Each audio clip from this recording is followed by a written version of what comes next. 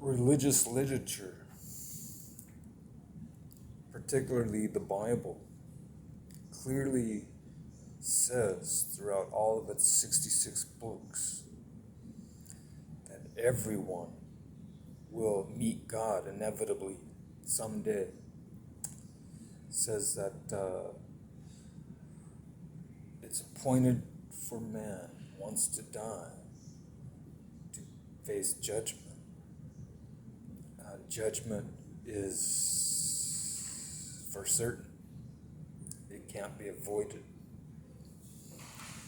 And but a lot of people don't want to think about that, or don't want to consider it, and they suppress that truth if they know about it, because it's hard to deal with, because people have to reevaluate their lives, how they've lived, how they're now living,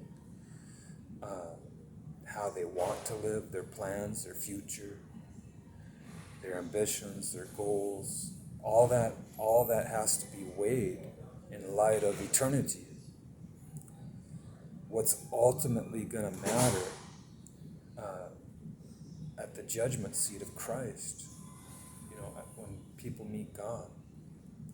What's ultimately going to matter?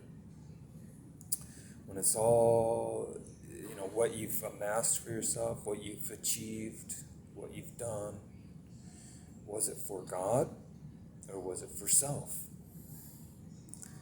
That's the bottom line. That's the bottom line. You always have to read the fine print.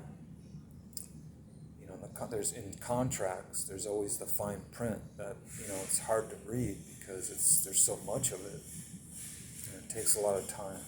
It takes a lot of time to go through it. A lot of people don't read the fine print. I usually don't, but it's important because there's clauses in there. There's stipulations.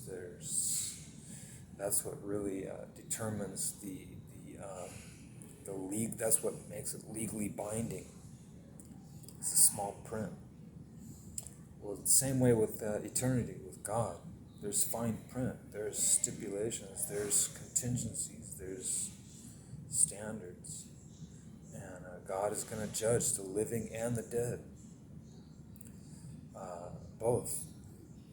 So there's going to be a day when everyone faces God. And what they have done, what they do, and it's not just philanthropy, that matters. It's have you been cleansed? Have you been forgiven of your sins? Because I know some people believe that the good will, if the good outweighs the bad, if it's put in a balance, if it's put in scales, that if the good outweighs the bad, that will gain acceptance into heaven. But according to the gospel, according to what was written by the apostles of Jesus, that's not so. You have to have the blood covering of Christ. So what's on the scales is Christ's blood. So that's very, very key. The Ark of the Covenant was, there was a covering on the Ark of the Covenant in the tabernacle, which Moses was instructed to build. It was called the mercy seat. And between the two cherubim angels was where God was meeting the high priest. They had to sprinkle blood on that. They had to sprinkle the blood of the sacrifice on that mercy seat.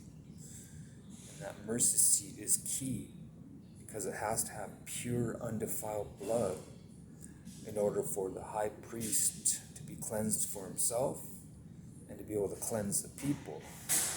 And Jesus is the high priest of the tabernacle. In fact, Jesus is the whole tabernacle. And the mercy from God depends on that blood that was sprinkled on the Ark of the Covenant, behind that veil which only high priests could enter. according to the author of Hebrews, Christ entered the true and perfect tabernacle which is in heaven, and he entered with his own blood on our behalf, and he is our representative, he's our defender, he's our attorney, he represents believers with his own blood.